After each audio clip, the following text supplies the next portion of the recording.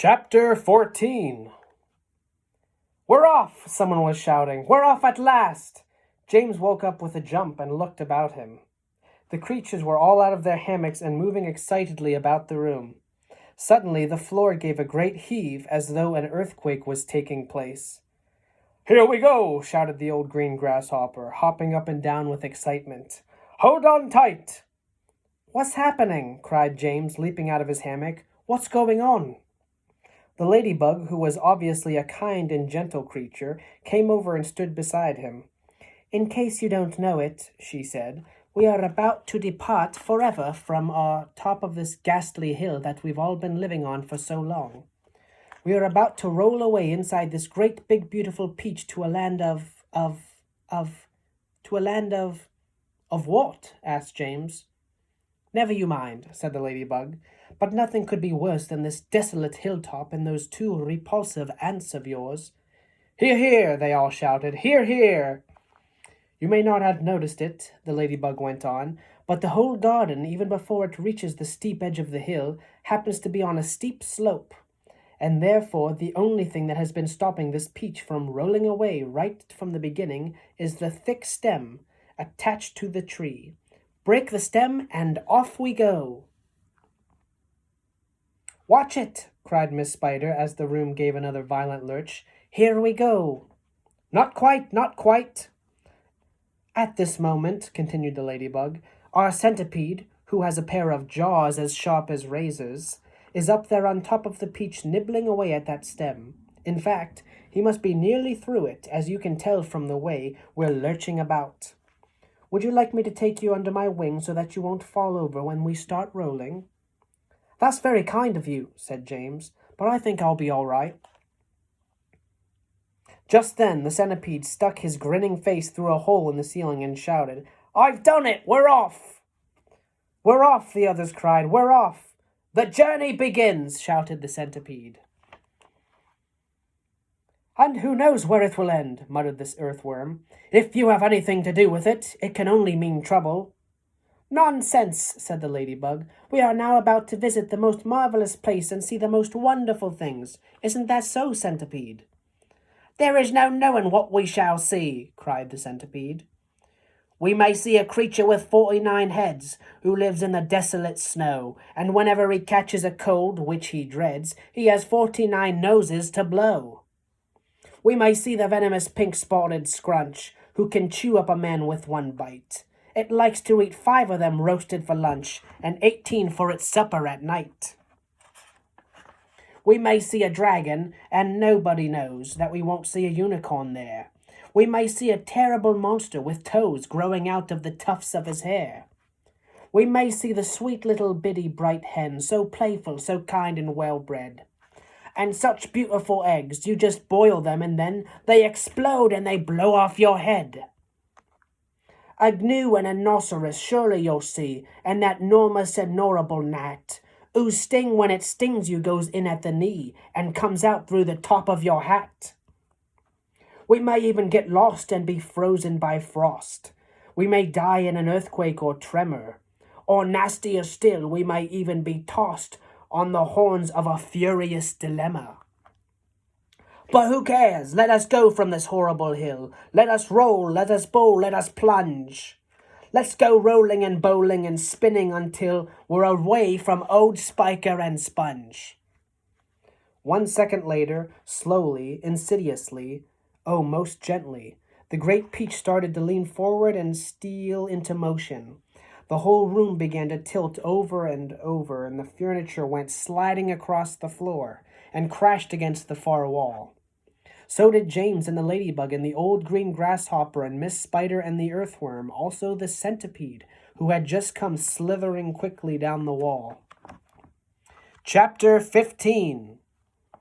Outside in the garden, at that very moment, Aunt Sponge and Aunt Spiker had just taken their places at the front gate, each with a bunch of tickets in her hand, and the first stream of early morning sightseers was visible in the distance, climbing up the hill to view the peach. "We shall make a fortune today," Aunt Spiker was saying. "Just look at all those people." "I wonder what became of that horrid little boy of ours last night?" Aunt Sponge said. "He never did come back in, did he?" "He probably fell down in the dark and broke his leg," Aunt Spiker said. "Or his neck, maybe," Aunt Sponge said hopefully. "Just wait till I get my hands on him," Aunt Spiker said, waving her cane. "He'll never want to stay out all night again by the time I've finished with him. Good gracious me, what's that awful noise?" Both women swung around to look. The noise, of course, had been caused by the giant peach crashing through the fence that surrounded it. And now, gathering speed every second, it came rolling across the garden toward the place where Aunt Sponge and Aunt Spiker were standing. They gaped, they screamed, they started to run, they panicked. They both got in each other's way. They began pushing and jostling, and each of them was thinking only about saving herself. Aunt Sponge, the fat one, tripped over a box that she'd brought along to keep the money in, and fell flat on her face. Aunt Spiker immediately tripped over Aunt Sponge and came down on top of her. They both lay on the ground, fighting and clawing and yelling and struggling frantically to get up again. But before they could do this, the mighty peach was upon them. There was a crunch, and then there was silence. The peach rolled on, and behind it, Aunt Sponge and Aunt Spiker lay ironed out upon the grass, as flat and thin and lifeless as a couple of paper dolls cut out of a picture book. Chapter 16. And now the peach had broken out of the garden and was over the edge of the hill, rolling and bouncing down the steep slope at a terrific pace. Faster and faster and faster it went, and the crowds of people who were climbing up the hill suddenly caught sight of this terrible monster plunging down upon them, and they screamed and scattered to right and left as it went hurtling by. At the bottom of the hill, it charged across the road, knocking over a telegraph pole and flattening two parked automobiles as it went by. Then it rushed madly across about 20 fields, breaking down all the fences and hedges in its path. It went right through the middle of a herd of fine Jersey cows, and then through a flock of sheep, and then through a paddock full of horses, and then through a yard full of pigs, and soon the whole countryside was a seething mass of panic-stricken animals stampeding in all directions. The peach was still going at a tremendous speed, with no sign of slowing down, and about a mile farther on it came to a village. Down the main street of the village it rolled, with people leaping frantically out of its path, right and left, and at the end of the street it went crashing right through the wall of an enormous building and out of the other side, leaving two gaping round holes in the brickwork. The building happened to be a famous factory where they made chocolate, and almost at once a great river of warm melted chocolate came pouring out of the holes in the factory wall. A minute later, this brown sticky mess was flowing through every street in the village, oozing under the doors of houses and into people's shops and gardens. Children were wading in it up to their knees, and some were even trying to swim in it. And all of them were sucking it into their mouths in great greedy gulps and shrieking with joy. But the peach rushed on across the countryside, on and on and on, leaving a trail of destruction in its wake. Cowsheds, stables, pigsties, barns, bungalows, hayrides, anything that got in its way went toppling over like a ninepin.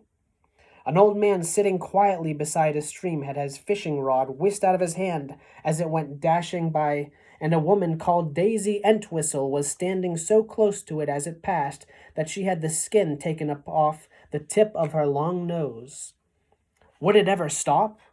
Why should it? A round object will always keep on rolling as long as it's on a downward slope, and in this case the land sloped downhill all the way until it reached the ocean, the same ocean that James had begged his aunts to be allowed to visit the day before. Well, perhaps he was going to visit it now. The peach was rushing closer and closer to it every second, and closer also to the towering white cliffs that came first. These cliffs are the most famous in the whole of England, and they are hundreds of feet high. Below them, the sea is deep and cold and hungry. Many ships have been swallowed up and lost forever on this part of the coast, and all the men who were in them as well. The peach was now only 100 yards away from the cliff. Now 50, now 20, now 10, now 5, and when it reached the edge of the cliff, it seemed to leap up into the sky and hang there suspended for a few seconds, still turning over and over in the air. Then it began to fall. Down, down, down, down, down. Smack! It hit the water with a colossal splash and sank like a stone.